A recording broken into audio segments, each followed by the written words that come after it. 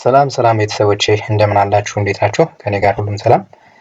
ከብዙ ጊዜ መጥፋት በኋላ ተመልሻለሁ ማለት ነው።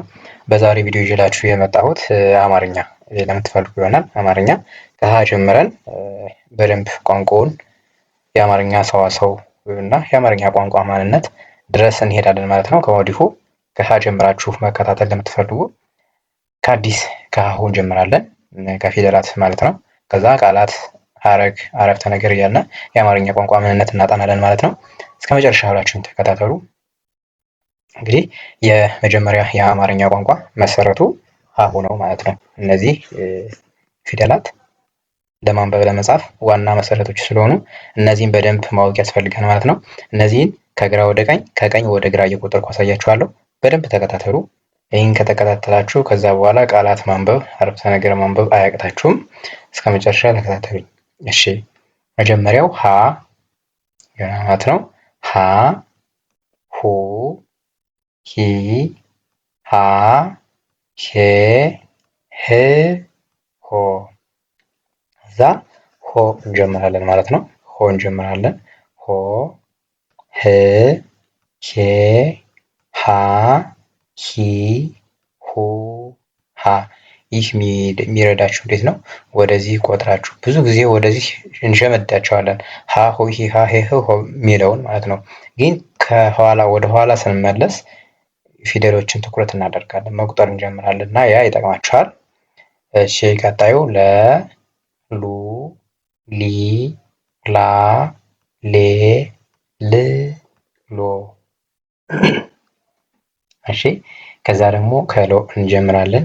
ሎ፣ ል፣ ሌ፣ ላ፣ ሊ፣ ሉ፣ ለ ብለን እንሄዳለን። ከዛ ሐመሩ ሀ። ድምጻቸው ተመሳሳይ ነው። የዚህ የሀሌታው ሀ እና የሐመሩ ሀ ድምጻቸው ተመሳሳይ ነው።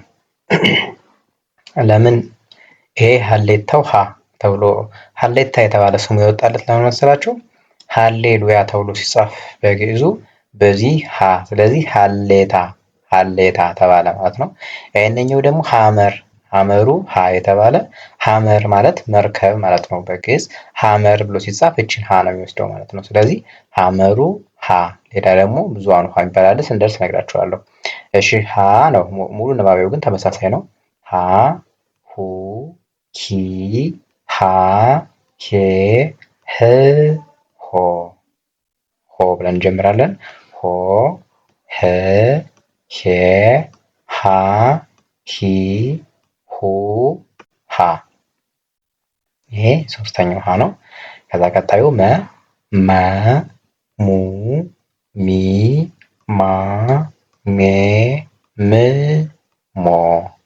ከሞ እንጀምርና ደግሞ ወደኋላ ሞ፣ ም፣ ሜ፣ ማ፣ ሚ፣ ሙ፣ መ። ከዛ ቀጣዩ የሚሆነው ሰ ነው። ሰ፣ ሱ፣ ሲ፣ ሳ፣ ሴ፣ ስ፣ ሶ። ከሶ እንጀምርና ወደኋላ ሶ፣ ስ፣ ሴ፣ ሳ፣ ሲ፣ ሱ፣ ሰ። ከዛ ወደ ቀጣዩ እንሄዳለን። እሺ ቀጣይ የሚሆነው ማን ይሆናል? ረ ይሆናል ማለት ነው። ረ፣ ሩ፣ ሪ፣ ራ፣ ሬ፣ ር፣ ሮ። ከሮ እንጀምራለን። ሮ፣ ር፣ ሬ፣ ራ፣ ሪ፣ ሩ፣ ረ።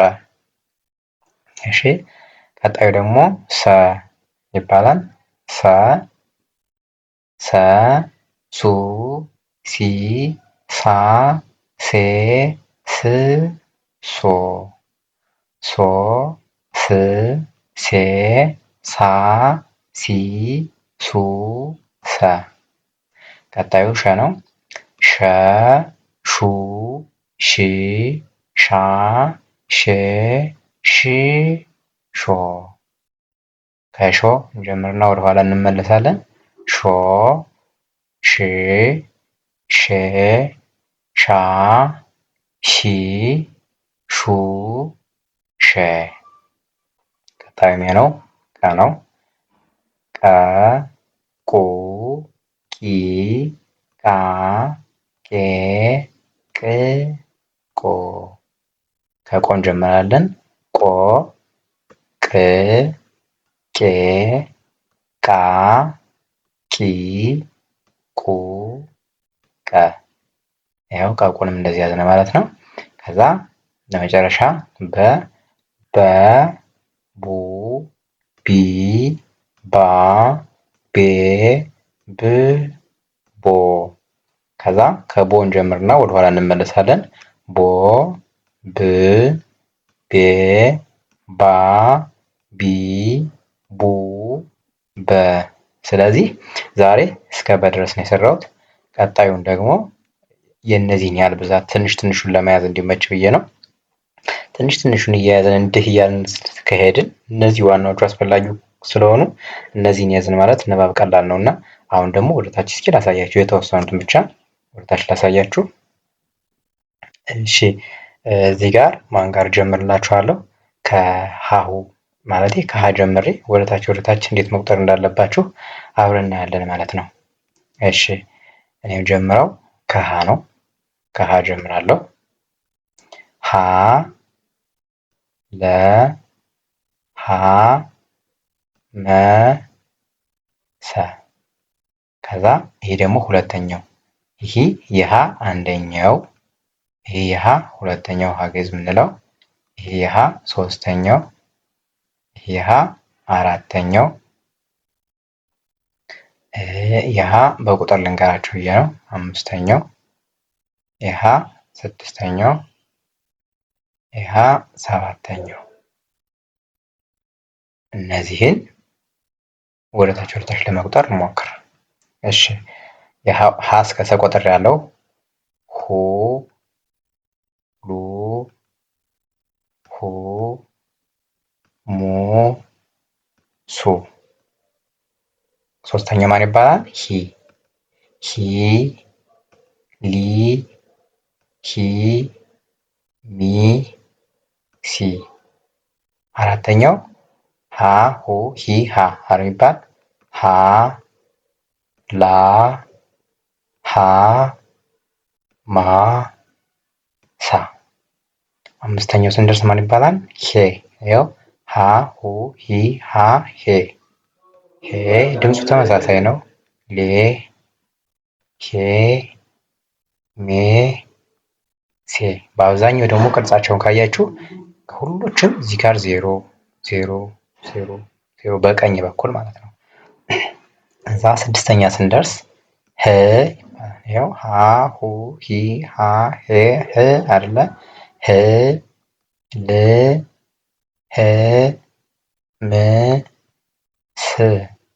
እስከዚህ ድረስ ቆጠርን። ከዛ ሰባተኛው ሆ ይባላል።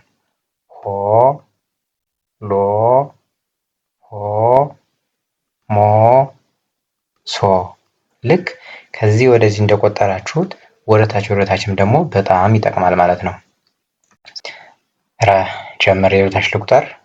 ረ ሰ ሸ ቀ በ። ሁለተኛ ሲሆን ደግሞ ሩ ሱ ሹ ቁ ቡ። ሶስተኛው ረ ሩ ሪ ሪ ሲ ሺ ቂ ቢ። በዛው ቅጥላቸውን እዩልኝ። ከዚህ ከሶስቱም ከሪ በስተቀር ታች ላይ ቅጥል ጫማ ማለት፣ ከሁለተኛው ደግሞ መሀሉ ላይ ቅጥል አለ። እሺ አራተኛ ስንደርስ ራ ሳ ሻ ቃ ባ።